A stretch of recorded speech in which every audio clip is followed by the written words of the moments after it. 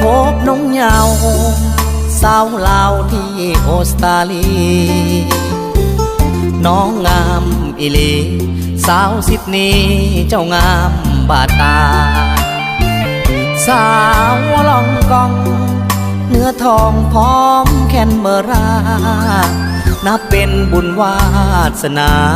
ที่ได้มาพบนวลละออน้องสาวเมลเบิร์นเจ้าอย่าเมินสาวอ้นบุรีได้มาพบน้องปีนี้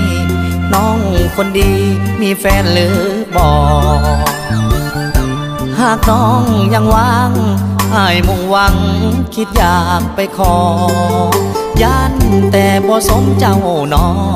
คนเกือบหลอกคิดอยากเป็นแฟนถึงอยู่ห่างไกลฝากฟ้าข้ามน้ำทะเลเจ้ายังงามมีเสน่ห์แบบลาวที่อยู่ต่างแดนกิริยาอ่อนหวานประเพณีลาวเจ้ายังห่วงแหนน้องเอ๋ยสาวควีนสแลนด์ขอลืมแก่นกับน้องหน้ามนสาวอดิเลกคุณพระเวทได้พบควันตาน้องเอ๋ยสาววอดองกางามหนักหนาพาใจอ้ายหล่นสาวพระดาวินน้องยุพินสง่างามเกินคน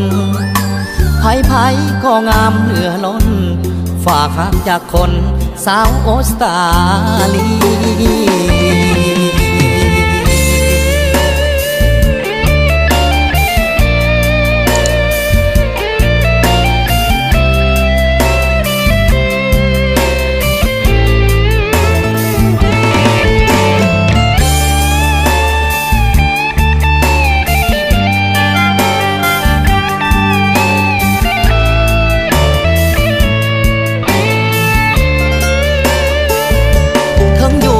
ห่างไกลฝากฟ้าข้ามน้ำทะเลเจ้ายังงามมีเสน่ห์แบบลาวที่อยู่ต่างแดนกิริยาอ่อนหวานประเพณีลาวเจ้ายังห่วงแหนน้องเอ๋ยสาวควีนสแลนด์ขอลืมแก่นกับน้องหน้ามนสาวอดิเลกคุณพระเวทได้พบควันตาน้องเอ๋ยสาววอดองกางามหนักหนาพาใจอ้ายหล่นสาวพระดาวินน้องยุพินสง่างามเกินคนไผก็งามเหลือล้นฝากหักจากคนสาวออสเตรเลี